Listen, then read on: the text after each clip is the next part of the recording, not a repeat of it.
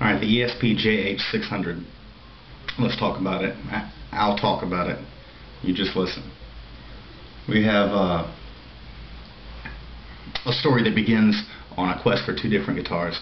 I wanted two metal guitars, one to play bright, screechy stuff, something that'll like pierce your ears, and I like the sound of Paul Gilbert, so I happened to get my hands on an RG550, which is, you can see it's the bright one in one of my other videos, and it's awesome. It is bright and it is screechy.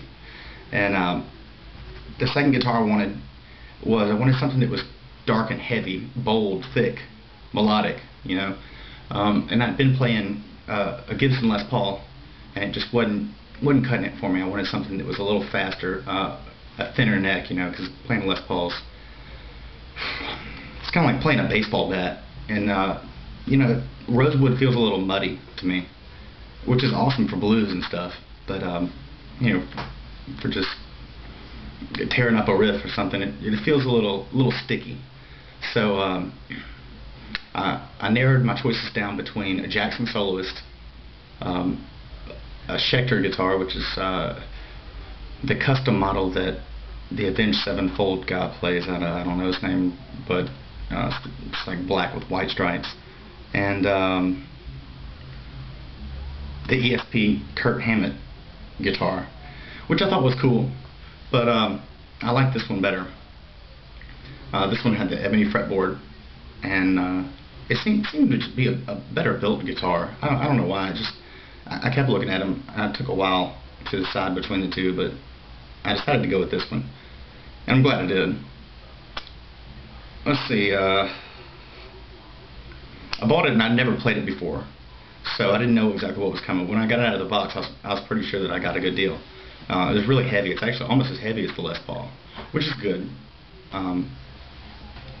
Let's talk about a little bit about the pros and cons of it. I'll start out with the cons. I only had two so far.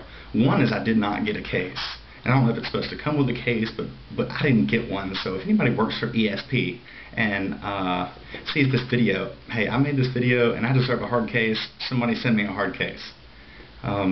Secondly, I read all the reviews before buying it, and everybody, it had great reviews. Everybody had good comments on it, except for one that I saw on Musician's Friend website, and they talked about the volume not being a little close to the strings.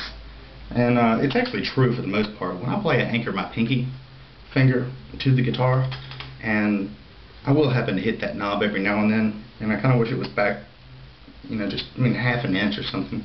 But it's not a big deal, It's something you just adjust your finger. If you play like me, you just adjust your finger a little bit. It's no big deal. It's a petty detail. Don't even worry about it. Forget I even mentioned it if you want to. It's nothing. Don't worry about it. So the pros. I have a good list of pros. Get ready. Alright, first of all, it's heavy and it has a neck-through design. And this means that the guitar has incredible sustain. It's awesome. It'll just the note will ring forever, which is super for playing, pretty solos. I don't know I don't know. Can't think of anything right off the top of my head, but something really pretty. It's great for that. It actually sounds very close to a Les Paul. So if you play a lot of like Guns N' Roses and stuff, this guitar will pull off Guns N' Roses very easily. Sounds a lot like them. A thin neck. I think the only other neck that was thinner was the RG550, which is a thin neck. It's awesome, but it's a bolt-on too, so it's really hard to reach out here. But it's really thin. It's flat. I like thin and flat. For blues, I like something like a baseball bat, honestly. But for metal, heavier stuff, I definitely prefer a really thin neck, because your fingers are in this position as opposed to thumbing it and doing the Hendrix and all that stuff. So thin is awesome. It's really thin. Ebony fretboard. Oh, I love some ebony. It's fast. If you've never played ebony, to me it feels like plastic compared to rosewood or something. Rosewood feels kind of like a desk wood or something. it's nice, but it's not all that fast when you really need it to be. So it's really feels really slick when you're playing it. The toggle is awesome, which is another reason I bought it over the Kirk Hammett guitar. Or maybe that one had a toggle. Anyway, I don't know. The Ibanez has that 5-way selector, and I hate having to click through all of those selectors when I'm playing a freaking song, and it's like, I don't know, I don't really care for it. I definitely prefer a toggle. I mean, if nothing else, I don't even care about the middle position. I want wild and, you know, squeals and stuff like that, and then all of a sudden I want to be bold and really smooth. So it's really quick to just pop down here and change pickups compared to clicking through a bunch of different settings.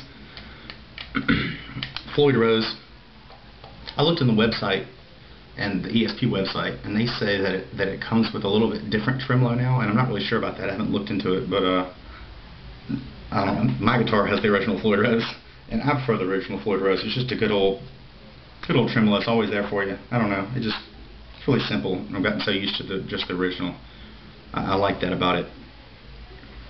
All right, the frets.